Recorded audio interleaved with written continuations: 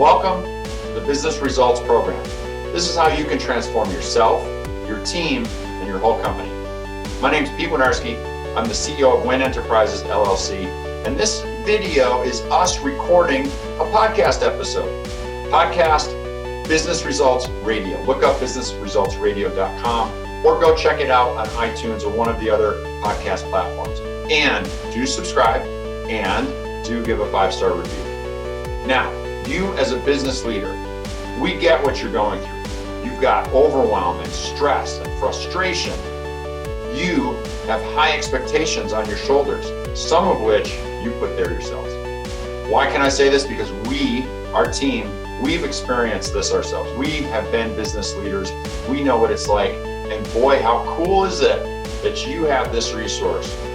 You can listen to this podcast, gain some insights about what you can do differently, gain some ideas, some strategies that you can put in place right away to make your life easier.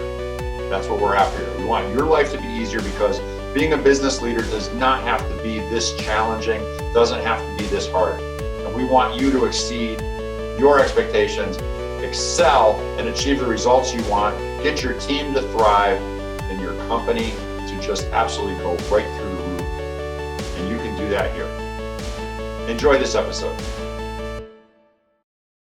Hi everyone, Pete Winiarski here. Welcome to Business Results Radio. And I am so excited today to bring you my dear friend, Teresa de GrosBois. And Teresa has just this long list of credentials, and I'll just hit a couple highlights. Teresa is the #1 international best-selling author of Mass Influence, and we will be talking about influence today, and also the chair of the Evolutionary Business Council. And that is how Teresa and I know each other. I am part of the EBC. The EBC is a fantastic organization full of influencers, which notice the theme here, high-powered people who are making a big difference in the world. And I'm just so excited, Teresa, to have you here. Welcome. Thank you. That was a generous introduction. I appreciate that, Pete. I love it. Well, you deserve every bit of that because it's all true. Thank you. You don't have to be humble if it's true, right? If it's made up, then you don't have to blush. No blushing required. Just let's talk ABC just for a moment, just because that's how we know each other. Right? We're in that world. I was introduced into the EBC, I think first. I think it was Marilyn Suttle actually who recommended that I talk to you. At that point in time, I had a book that I had already written and it was already published, but I never did anything to market it. And Marilyn and I know each other from the Jack Canfield community. And I was just talking to her one day and said, hey, what should I do with this book? And she said, have you talked to Teresa yet? And so it began. So that was a long time ago, actually, wasn't it? Yeah, it was. That was like maybe a decade ago now, but yeah, we've come a long way since. It's fun. Right. Yeah. Right. But that was my introduction to you and introduction to the EBC, which has led to lots of really high-powered, interesting people in their communities. And, I think that's part of your secret sauce, isn't it? Yeah. Yeah, it's neat. The EBC is a pretty cool community because, one of the things I discovered early on when I was delving into the whole notion of influence, I got fascinated by influence because I didn't understand how it operated.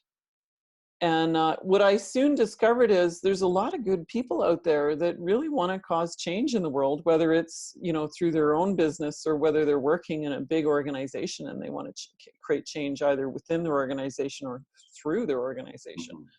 A lot of people who don't understand how influence really works, especially mass influence, and so they'll do things like write amazing books and then the book just sits there and goes nowhere because they just really don't understand the world of word of mouth epidemics and the world of how to create mass movements in the world. So it's been a fascinating journey for me, both learning it myself and then, creating an organization to help other people learn. Right. And get armies behind their back. Yeah, it's funny. Because life is so easy once you've actually cracked the code, and that's really part of what's important here. You've cracked the code on influence, and there's the formulas, and once you figure out what they are, then you just execute well, and you can expect reasonably close results to what everyone else is getting. And one of the first times I was on it was, you know, a Skype call or Zoom call like this, and you were looking at my website and giving me a few tips and said, you know, it's pretty good. You've got lots of great content. What I'd like to see on there is an international #1 bestseller and some media appearances. And I sat back and I'm like, okay, I'll just go do that, right? And I know, you know, we could talk at great depth. You know, another total area of expertise for you, obviously, because it's an offshoot of influences. You know, how to get a book to be a bestseller, and you know what that's all about. And I really do think that, you know, leaning into that, and I want to just give you kudos because you have a program about bestsellers, and I went through that and I implemented a lot of those strategies. And you know, that, you know, my first that book at the time, Act Now, a daily action log for achieving your goals in 90 days, actually became an international bestseller because of the things that you were talking about. You know, and I had a lot of support from you and other EBC members. So it's the formula, and you lean in and you execute well, and watch, it works. Yeah, like one of the reasons I love teaching about how to become a best-selling author is it's sort of a paradigm to step into that teaches you the habits of influence so nicely, you know, because you could say it's a formula, but it's also, it's like a paradigm shift. Like when you understand how influence works, you can never go back to not being influential, you know? Yeah. And I can hear there's people out there listening out there going, oh my God, she wants me to add one more thing to my timetable. Shoot me in the frickin' head. I don't have time to learn anything new. I'm up to my eyeballs. And, you know, I like to use the analogy that influence is actually as simple as breathing, you know, because there was a time we all had to learn how to breathe, right? We came out of that beautiful warm environment. Some idiot whacked us on the back. We cried for a moment. And then we mastered the skill of breathing. And by and large, we never thought about breathing again after that point. You know, we don't go through our days going, oh my God, I got to breathe 24/7. Where am I going to find the time? Like, you don't see people doing that. You might see moments where people realize there's an advanced level of breathing. You know, maybe you do yoga or qigong or a martial art and you realize, okay, breathing actually is a skill and there's advanced conversations in this. But in general, once you master the skill of breathing, it just becomes the way you move through your day. And influence is a lot like that. You know, it's a paradigm shift. And once you master the paradigm of what really creates influence, you simply move through your day creating influence. It just requires most people to embrace a new way of thinking and being and give up habits that aren't serving them. Because a lot of people are making some, you know, let me just say boneheaded mistakes in the world of influence. Me, case in point, you know, 20 years ago, I know the mistakes because I made all of them personally. And really when you just make that shift, then your ability to create change in the world goes up exponentially. And things like best-selling books or media appearances or any of those things, that whole world of creating influence is very accessible to you once you understand that new paradigm.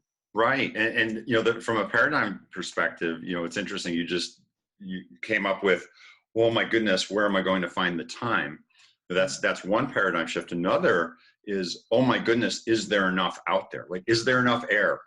If I were to learn and teach myself to breathe, where am I going to find the time to learn to breathe? Where am I going to find, is there enough or not? And you know, clearly that abundance or scarcity mindset, that weighing the two is one of those out there that we bump into. Yeah. Well, and scarcity mindset is the major barrier to most people becoming influential. Like, in fact, you know, I talk about this a lot in my book. There's a lot of research now that shows that most people develop their biggest self-limiting beliefs around the age of 2 when they're first learning language, right? So whatever those first failures you had growing up, those become, you know, some people call them mind viruses, some people call them self-limiting beliefs. You know, self-sabotage is clearly in the name. Yes. But those become paradigms that you keep living into over and over again.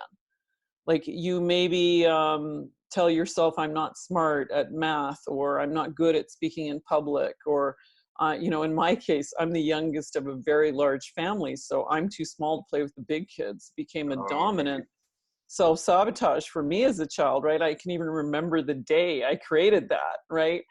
And, so those self-limiting, self-sabotaging beliefs are often what stop good people, everyday heroes all over the world from stepping in to becoming truly influential.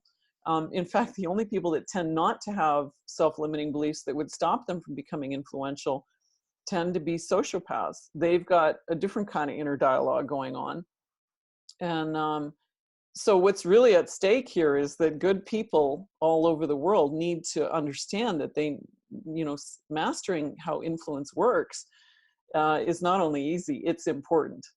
yeah, and maybe also what you just described with the beliefs. I love the mind virus. I hadn't actually used that phraseology before. Yeah, I just I think that's a Randy Gage phrase. He oh, talks right. about that Okay. in his book, Risky is the New Safe. Yeah. Yeah. Yeah. So the whole idea of giving yourself permission to step out of what's comfortable to you, because otherwise we will play small. Yes. We'll hide in the shadows where it's Yeah. safer. We won't step out in a big way. And I think there's so many layers to this conversation already, which I really love, because it starts with, I have something to contribute and I believe in myself. So therefore I'm okay stepping out, so, Mhm. if that's not your inner dialogue, let's start there. What you have is of value. What you have Yeah. can be contributed, is okay for other people to hear, is important for other people to hear. Yeah. And that, especially for leaders of big organizations, like, when we're talking like Fortune 500 size organizations, one of the first things I do when I'm talking to people at that level and working with them is make sure that they give their leaders permission to fail. Because the best way to stymie innovation and change and the ability to influence change in your organization is to run a culture where people feel that failure is not okay. Hmm. In fact, give your people permission to fail spectacularly. Hmm. Now, don't hear when I say that, tell your people to go out and take undue, unplanned, ill thought out risk. That's not what I'm saying. But sometimes giving people the opportunity to be highly innovative and be wrong is the best thing you can do to create a nimble, change oriented organization that can get way ahead of the competition, right? Right. In fact, sometimes one of the kindest things you can do to create a change, a change friendly organization is to celebrate massive failure. And Hmm. I don't mean make fun of people in massive failure. I mean, like, really acknowledge that it takes something to put yourself out there and try something unique and different, and risk falling flat on your butt in front of other leaders, and how you respond to when people do fall on their butts is going to Hmm. say a lot to whether or not you have leaders who are yes men or leaders who are willing to actually put forward new and innovative strategies that are really going to make a difference, not only within your organization, but in your organization's positioning in the grander scale of competition in the world.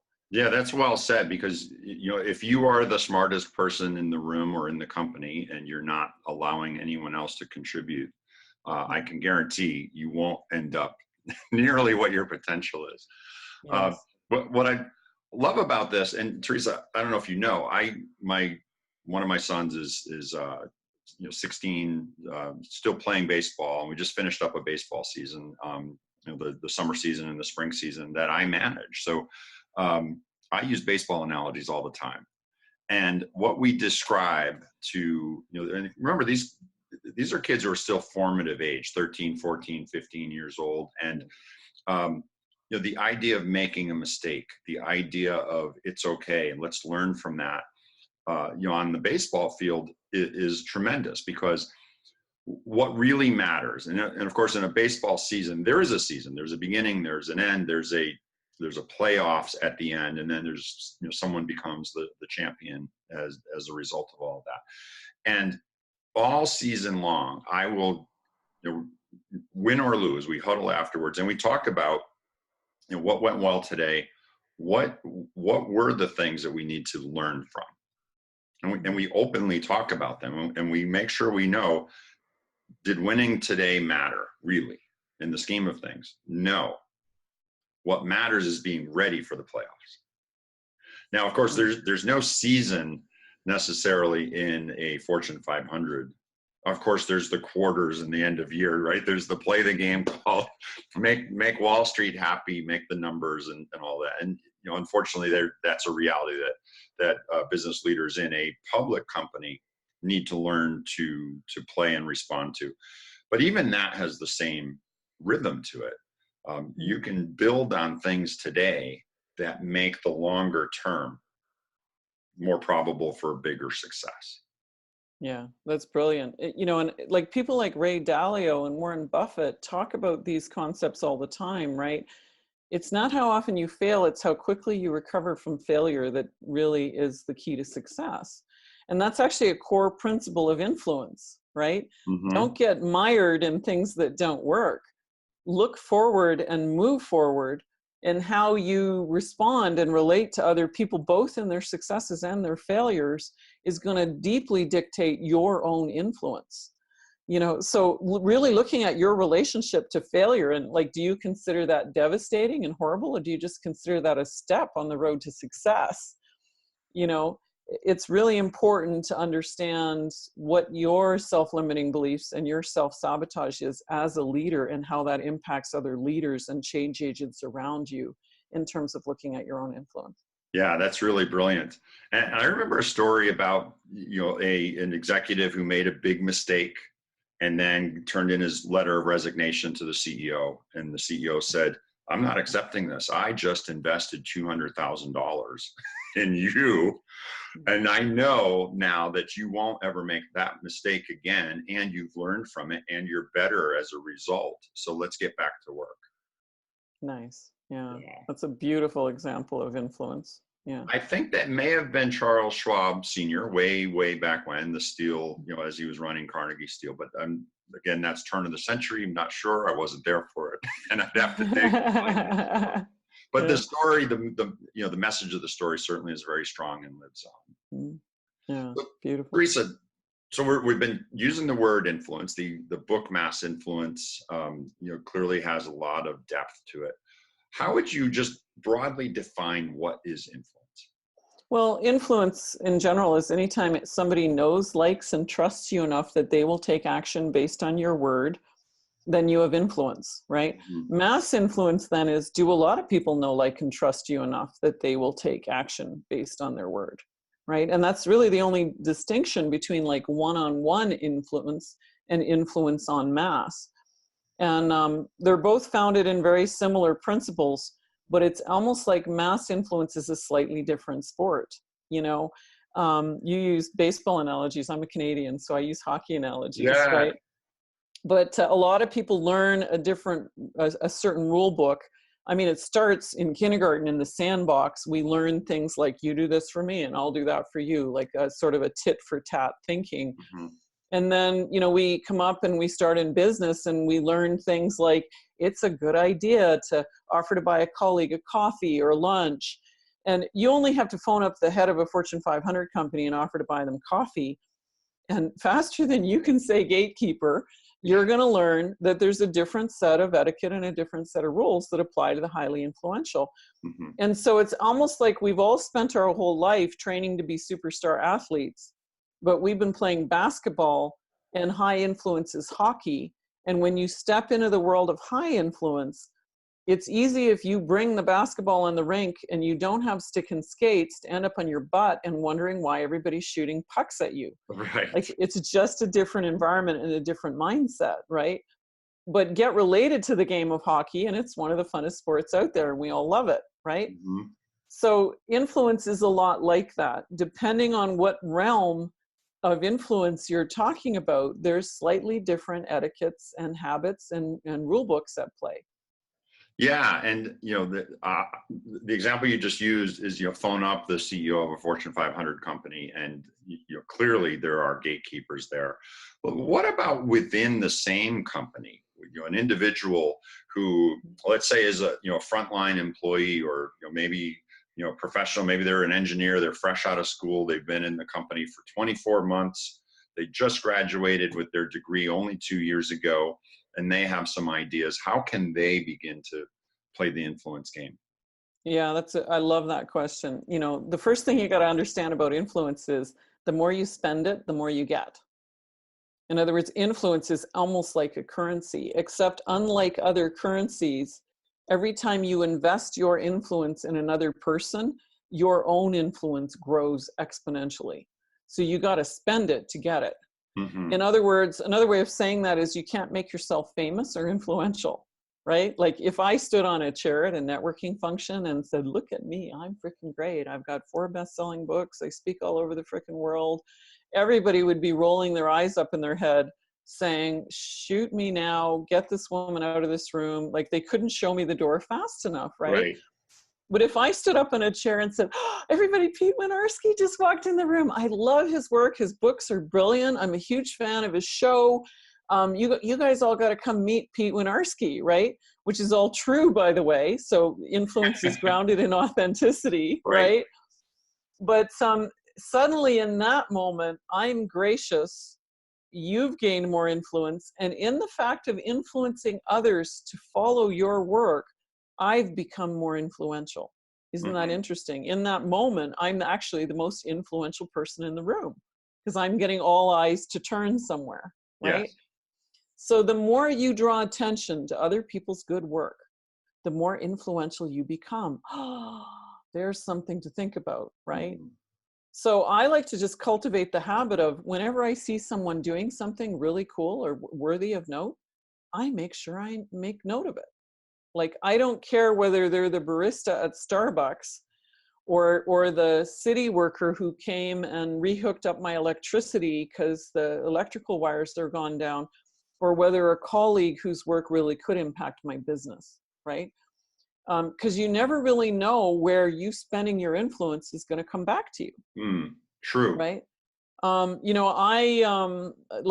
have a story I love to tell where I once actually literally had city workers come out. There was like a domino effect of just weird stuff that happened. There was a storm, the lines were down, the sewer got impacted from the storm, like multiple things were happening at once. And I was so impressed with how the city workers handled it. Like within 4 hours, multiple problems were resolved and everything was up and running again. And they all worked in tandem really nicely, right? So I sat down on my computer, I sent an email to the mayor. Well, 2 days later, the head of the waterworks department literally shows up at my door and he says, you know what? In 20 years of working for the city, I've never had somebody email the mayor and tell them how good my crews are. And he said, I can't tell you what that meant to my guys, because that was talked about at city council. And like he said, and it helped us get our budget approved. And he said, I just really want to thank you. Yeah. Like, wow, holy cow. Okay, that email took me 1 minute to write. Right. But because of this habit of acknowledging people where it's worthy, well, ironically, 2 months later, my sewer collapsed. Oh. And I had a crew at my door in 12 minutes after voting the city. I'm like, and I was envisioning, because it was all on my property, and normally that's like a huge bill. Right. They fixed me up, and I was good to go in minutes. And they're like, oh, don't worry about it, whatever. Like, so you never know what's going to come back to you when you just cultivate this habit of acknowledging good work when good work is done. There's a theme of positivity I'm hearing too, because the sort of the opposite of that is there's the complaining club, the complaint club that we've all been exposed to. Maybe we've been members of it, hopefully not for very long if you have been, but certainly we're all human beings. It happens. And maybe you're just at a party or at a local event, and everybody's moaning about the city workers, or moaning about their cell phone service, or moaning about their cable bill, or whatever it is, right? Versus spreading that positivity. My friend Teresa Huggins talks about the ripple, create the ripple. Yeah. And in essence, your note to the mayor created, you had no intention of necessarily getting something back for it. You were just sharing a thank you. Yes. And the ripple ended up in the city council meeting, and it ended up that this person was so moved and knocked on your door to repay the thank you back. So I love that. It's really powerful. Yeah. And, as long as it's authentic, like, because, we can spot inauthenticity a mile away, right? And, there's a lot of definitions of authenticity out there. Here's mine. Authenticity is just your inside voice saying the same thing as your outside voice. That's right? Like, so when we meet a salesman and you can tell what's coming out of his mouth is not the same as what he's thinking, we can just tell, right? Like, as human beings, we can spot inauthenticity. But when we do meet people and we think their work is awesome, like the cool thing about running an organization like the EBC that has a collective reach, well over 600 million now in terms of the reach of our members, I get invited to do interviews all the time. I literally turn down about 8 interviews a month. I would come on your show any day of the week, Pete Winiarski, because I love your work, right? In fact, one of my favorite, can I share? This is one of my favorite stories, and I've never got to share it on your show, so I'd love to do that. I talk about this on stage all the time, because something you might not know is that, after I phoned you up and helped you with your book launch, and, it was only a couple of minor things you needed to adjust, and your book hit #1 international overnight, right? Like it's really just a matter of understanding that you have a lot of relationships with people who want to help you, right? But I don't know if you remember, but a couple weeks after you hit #1 international bestseller status, you couriered me something. Do you remember what it was? The thank you gift? You sent me a pie. Because it's well known that my family loves pie. We're a pie family. And I've often, literally, I'd go to speaking engagements and they would give me, instead of a speaker gift, a pie, because it's so well known that my daughters and I love pie. So we go to the door, there's a courier there. I'm standing there with my 13-year-old daughter at the time. She's now just about to graduate university, but she was 13 at the time. And we open this box and there's this beautiful giant pie sitting in this box, and Fiona literally screams with joy. She's like, "Oh my God, someone couriered us a pie. I didn't even know that was the thing." Like it shifted her world. You could courier pie. Right. She was on Facebook to all her friends. She called her sister, got her sister out of a party with her friends to come home for this pie. That now is a story that lives in family legend, that Pete Winiarski couriered us a pie. Oh, I love it. And now when I tell that story on stage all over the world, I mention that you also have one of the most brilliant books on the planet, and everybody's got to read Pete Winiarski's book, right? Thank you. So interestingly, I know you sending me a pie had nothing to do with you trying to build influence. It was just a fun friend gesture to say, "Hey, thanks for spending that extra hour on the phone with me." Yeah. Well, and that's exactly right. You had shared previously that you were a pie family and you loved pies. Yes. And when we finished that discussion, I turned to my team and said, Teresa loves pies. Is there any way we could find it? And it's not like we can bake it and bring it next door. You don't live next door to me. You're 2 time zones over. I'm on the east. Then there was a cross-border issue too. I don't know how you figured it out, but you figured it out, right? Well, we can do a whole another conversation about the power of a great team, because they certainly did figure it out on my behalf. And but these days with the internet, it's a little faster to figure out how to do something like that. But I love that you remembered that story. I've actually forgotten it. So you brought it back. Yeah, well, there you go. There's a lot of people who know that story now, because I often speak on 1,000-person stages and tell that story. So, and here's the thing. I'm not saying don't, this is not about being schmarmy and doing stuff just for the influence. That's correct. But when you get in that habit of routinely acknowledging when someone else is really a contribution to you or a contribution to the world, or just shouting out people that really do good, that's the realm joy lives in. Yeah. You know what I mean? Like the emotion of joy. And when we actually dance in bringing joy to other people and acknowledging, like a lot of people just want to be seen, you know? And when you can see people and see their contribution, like that's why they often talk about legendary leaders know the name of the guy who cleans the floors at night. Right. You know, because there's a lot of people who do deeply contribute to us and we never bother to see them. You know, and it's funny because that pie story is not only legendary in my family, but it shifted my daughters. Like something shifted there because they realized the power of an acknowledgement and what that could do. And so it was interesting because, you know, my daughters are like, yeah, mom teaches influence, blah, blah, blah, blah, blah. You know how, you know, teenagers could be. I do. And at the same time, there was something that chunked for them when they saw that pie of what being a person who deeply stands for other people's success means. Because who would go to the effort to literally figure out how to courier a pie, right, if you didn't deeply contribute to them? Yeah. Right.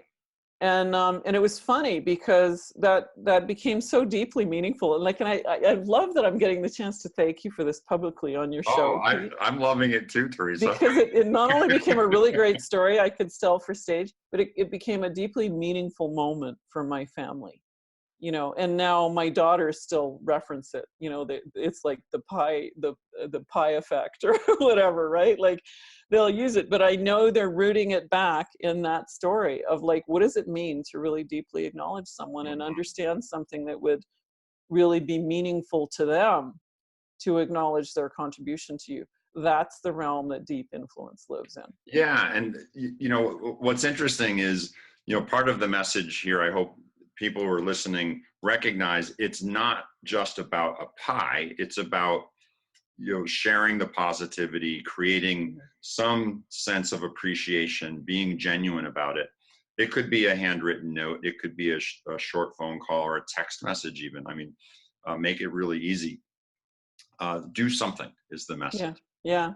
Like what would happen if one of your cutting edge teams had a spectacular failure in trying to launch something, and you actually literally came along and bought donuts and said, you know what, we're really going to acknowledge the courage that you guys did this, and our faith in you, and we're going to like stand behind you while you pick yourselves up and relaunch this and have a spectacular win. Yes. Like what difference would that make, you know? And it's just a matter of really understanding people want to be seen. They want to be seen in their victories, and they want to be seen in their failures, not as a failure, but as someone who's deeply committed to something and willing to take powerful risks in the name of success. Yeah, as a pick-me-up. And, you know, Jack Canfield, I mentioned that Marilyn Suttle and I know each other from that community. One of the things Jack does at the end of a 7-day, it's now a 5-day training, is there's a party at the end. And part of that exercise, the first hour, is you are projecting forward 5 years as if it's 5 years in the future and all the goals that you just set have now come true. And you're creating this visceral experience around it.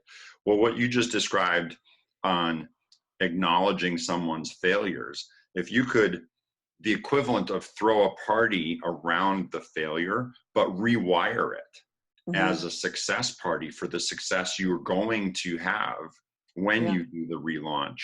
There's power in that connection. Yeah, like let's call this step 10 in a 12-step process, right? Yeah.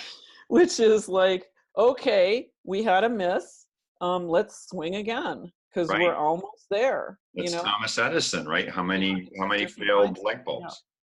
Yeah, exactly. And you know, this works both within your organization and outside of your organization. Like, who do you recognize within your organization that are the deep contributors? Who are the change agents? Who are the people who are putting themselves out there and really make a difference in your organization? Help encourage and build and grow their influence. But also, even in your industry, like, you know, who in your competitors deserves your kudos? Now, I know that's a weird mindset, but in the world of influence, there's an interesting thought, which is, what if there really is no competition? Right? Like, competition is just a game we all invented, right? Yeah. But the cola wars are such a great example of that. By Coke and Pepsi good-naturedly going after each other, cola became such a thing that each of them gained such dominant market share that the cola wars, all it did was make cola something that every North American drinks every frickin' day. Right. Right? Whereas before it was like, hey, it's a treat we have occasionally. Yeah, and it would be interesting to look at when those the Pepsi and Coke started out. Yeah. The market itself would have been quite small, and as Yes. a result, Yeah. the pie grew. Yes, exactly. The pie grew. They grew the pie. Because they each made each other important in the other's conversation. Yeah. Yeah. Right? Like it takes a risk for Coke to go out and say, we're going to mention Pepsi in every ad we have, and Pepsi to say the same thing. I often wonder if those CEOs weren't masterminding somewhere and say, I'm going to go to battle with you, honey. We're going to have a good-natured war out there. Like, I could almost envision that being a thing. I don't know if it was that well thought out, but sometimes, acknowledging who else is out there, especially if they're doing good work, you may think it's a bad thing. Trust me, it ain't. Give influence and you will become the person who gives influence. Ooh, how influential does that make you? Well, and part of your message here is that you don't necessarily do it from a scripted standpoint at all. You're not necessarily doing it because you're expecting something back. You're taking the actions. You're pointing out the name of your, kudos to the competitor, just because that's a powerful positivity thing to do that creates ripples. And you're good for you if the ripples come back. And I think what you're demonstrating and proving is somehow they do come back. Yeah, and I mean, it's not always a tit for tat thing. Like don't see this as I do this for you and you do that for me. And they don't always even come back from the same person. Yeah. Right? But when you become someone who routinely gives out energy to other people, you will be amazed at the amount of energy that comes back to you. Like, even in connecting two influential people together, right? Mm-hmm. What's the first thing they do when they get on the phone together? They talk about how they both love you because, you're the common point to start the conversation from, right? So really becoming someone who has the paradigm of spend the influence you've got and spend it abundantly. Mm-hmm. That's the first step and the first most important habit in becoming highly influential. That's fantastic. And so, just to apply that, inside of a company and outside, as we talked about the idea that a newbie in the organization who's only been there a couple years could play this game and then be seen as a player. And then next thing you know, they're involved in projects. They have visibility that they maybe didn't have before. They're maybe being asked to be part of focus groups or project teams, or given promotions, etc. They may not have that be the scripted plan, but it's just a good way to play the game of life, or the game of employment, if you will. Yeah, exactly. It's like breathing. You don't have to plan how you breathe during the day, right? You just have to know, if I exhale, the inhale's going to automatically happen, right? And influence is a lot like that. If I just routinely become someone who's of the habit of acknowledging others' brilliance and others' contribution whenever I see it and whenever it feels good to do that, the inhale automatically happens if you exhale. Mm-hmm. You don't have to focus on it. Can you imagine if this were, in essence, a dominant characteristic in a business? So let's say, it could be a 20-person team. It could be a 2,000 or 20,000 person team. But if the culture embraced the sense of everyone's contributions and acknowledging people well, and saying thank you openly, and everyone loving each other up in a positive way. Maybe that's the wrong expression to use in a corporate environment. But, the rule book's changing in corporate. You can say things you couldn't say 10 years ago. So, amping up the recognition and amping up the general appreciation and calling people out for Yeah. things that create that positivity around you. I would, my hypothesis, Yeah. scientist hat now goes on, what an amazing positive ripple that creates in other areas, so that now you can focus in on the problem solving that needs to happen with less risk. Because a lot of companies, if there's a problem, people are hiding it because someone's about to get in trouble. Yes. And that's, And you can think of influence almost like a currency, right? Because it's easy to exchange influence for money. mm-hmm. When people follow your work, like Richard Branson is a great example of that. He's so famous, he just has to come out on the media and stuff can change. Like he can sway whole industries, right? So if you're highly influential, it's easy to turn influence into money. The opposite is not necessarily true. Like, so the exchange rate influence to money is amazing in this direction. It's challenging in that direction. Yes. Because, you see political campaigns all the time. They're trying to buy influence with ad dollars and it works, but it's fleeting and ephemeral. Mm-hmm. Like if you buy influence, you can do it, but it lasts as long as that one media cycle or that one ad cycle. If you have influence and it's something that you just know in your bones and people know, like, and trust you like you wouldn't believe, the amazing examples of that are people like Gandhi or Martin Luther King Jr., right? Where they would speak and the world would move. Yes. That's a great aspiration, and that's a great model to have. So, you as a business leader, if you're the CEO or an executive team, or even the manager of a small team inside of a really large company, what are the things that you could do today to start to create more influence, to start to shift how people perceive? Well, and that's why vision is so important at any level, but especially at the corporate leadership level, right? Because the bigger you play, the easier it is for you to have influence. Yeah. Right. So what's your corporate vision and what's your corporate mission, right? Because, when we first started out, the Evolutionary Business Council was just kind of like, okay, it's kind of a mastermind group for people who want to create change in the world. And it's, okay, we want to attract thought leaders and emerging thought leaders, but we're not really sure who we are in the world, right? And then one day, a lot of the things in my life happen on intervention. Like I have a group of friends sit down and say, Teresa, really articulate this, like what's in your heart here? And I said, okay, you really want to know my vision? My vision is a conscious, sustainable world. And by conscious, I mean people are free of their self-sabotaging and self-limiting beliefs, and free to actually, see those around them and live an expansive life. Like not all their focus is inward on their own problem, but their focus is outward. And by sustainable, I mean, we've really taken on as a planet, what does it look like for us to all live successful, vibrant lives, right? And when I articulated that, everybody in the organization kind of went, oh, yeah. Wow, okay, I can get behind that. Right. It's like, okay, what's our goal? Okay, well, the United Nations has stated themselves that we'll never hit a sustainable planet unless we hit a conscious planet, right? So our goal became that consciousness, that actually we touch the lives with success principles and consciousness of 1.2 billion people on the planet by the year 2020 by helping 1,200 emerging thought leaders each reach 1 million. So all of a sudden our focus became impact-based businesses that really want to create change in the world.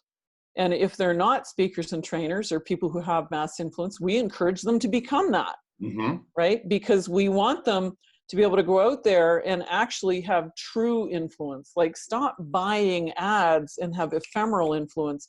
We want you to actually be able to move the world. Well, that starts with you as organizations saying, what stake in the ground am I putting? What's this great, amazing vision I have of the world? And what's our place in that? And what's our goal? Let's make it big, hairy, and audacious, as they say in the business world, right? Okay. Like, let's be outrageous in what we choose to stand for as a corporation and as an industry, right? And when you have the guts to do that, people stand up and go, whoa.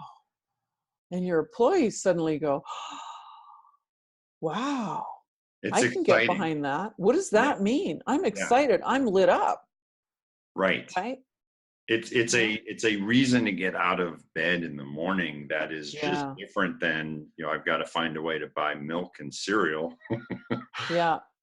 That's the difference between going to work to a job in the morning and going to work to a movement. Yeah. What if our corporation is a movement? And there are corporations that are like that. Microsoft, Apple, they were movements, Mm-hmm. right? Like Steve Jobs, he created a movement. What if we changed the way people live? What if we had that people could carry a device around that easily connected them to everyone they love and all their business, that they could carry music around in their Yeah. pocket? Right. That they could share photos and images at the touch of a thought, that we could connect the world together with something that people could carry as simply as they carry their wallet or something in their purse, right? That was a movement. In fact, I think one of the reasons Apple has significantly lost share, not meaning to pick on big corporations right now, but Apple, if you're listening, listen, is that Apple stopped being a movement. And in fact, they betrayed their brand promise to their tribe. Because suddenly Apple came along and they got more focused on aftermarket products, right? I remember I had a day, I'm actually, believe it or not, this is a Samsung, and I have owned every Apple from the dawn of Apple iPhone, right? But I was sitting on an airplane one day, and I had bought the iPhone 7, I think it was, or the iPhone 8. It was probably the iPhone 8. I can't even remember. And suddenly I was needing all these stupid little attachments so that I could connect my headset to the airplane Oh, and right. charge my phone at the same time.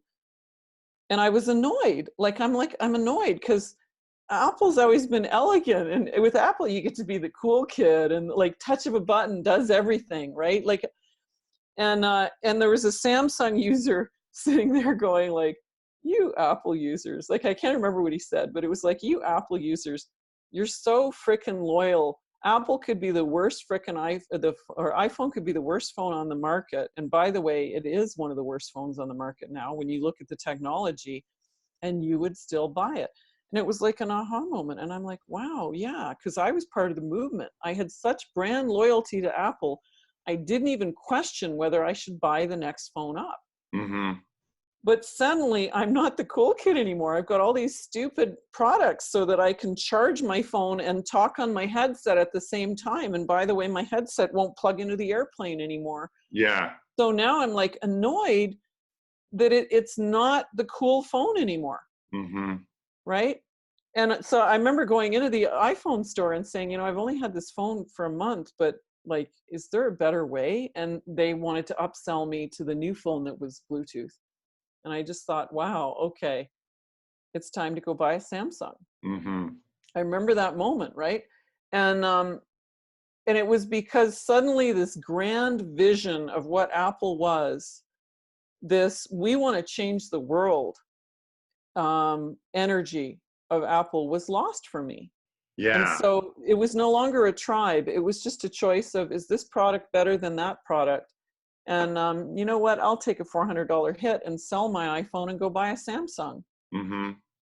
And so it's important to think about, as a leader, are you just leading an organization where profit is the bottom line? And I'm not saying don't lose sight of it.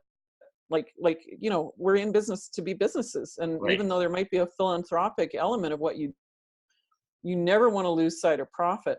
But if you lose your influence, you can kiss your profit goodbye. Mm-hmm. And influence comes from knowing that what you do as a business has an outcome, and the outcome generates the profit. That's a really strong message to emphasize here. You can get excited about the bigger vision and excited about the movement. And when that's the way of it and everyone is lining up behind you, of course, the numbers are going to fall in place in a beautiful way. Apple's stock, the profit level of the stock over, the graph of over time, is crazy steep in the correct direction. So, but they had the right angle. People got excited for the right reasons. Mm-hmm. I love it. So as a way of wrapping up, and I do think that's a strong message to sort of wrap our interview. How can people learn more about Teresa de GrosBois? Tell us. Well, I'd love for you to check out a copy of my book. We actually still give the digital version away of my book for free. So you can go That's to so generous. massive.com. Yeah. Sorry, I spoke over you describing with excitement how generous that was. Tell us the website again. I appreciate you saying that, because I never want the sake of somebody debating over $8 for a Kindle or a Kobo book, whether or not they actually create change in the world. So we still charge for the Audible and the hard copies of my book, but the digital you can download for free at any of those sites. If you go to massinfluencethebook.com, we'll send you the links to everywhere where you can get copies of my book. I also have a 30-day influence challenge. So if you want to learn the basic habits of high influence, we have a 30-day program. It's like 1-minute videos and emails that you read every day, and you just do the habit we tell you to do that day. And it's kind of like we teach you the sport of hockey by putting you on the rink and having you play hockey. That's what my 30-day influence challenge is. So when you go to massinfluencethebook.com, you can both sign up for the 30-day influence challenge and get a copy of my book. Oh, I love that. And I'd love to learn, and as you pointed out, the skills associated, as we were saying before, they're not any one of them difficult, but there are habits that you have to build as a result. Yeah, and when they become habits, you don't even think about them. Your influence will just naturally grow. And if anybody's keen to check out the Evolutionary Business Council, just come to ebcouncil.com and click on how to apply. We have loads of senior members who volunteer to meet with people who are interested in the organization. And we'd love to see you if you're someone who really wants to create impact with your business. I like that too. Let's grow the EBC. Thank you. Yeah, Teresa, thank you so much for being here today. And everyone listening, I do hope that you learned at least one zinger message for today about you expanding your personal influence as you live bigger in the world. Yeah. We'll talk again soon. Yeah, it was just a joy to be here. Thank you so much for having me. Thank you. All right. Take care, everyone. Bye-bye. Hey, Pete here again. Thanks for watching. I hope you enjoyed that video. And I invite you to come back to this video channel or go to the podcast channel for Business Results Radio. Check it out, subscribe, give a 5-star review, and go ahead and share it with your friends. Until then, we'll see you again.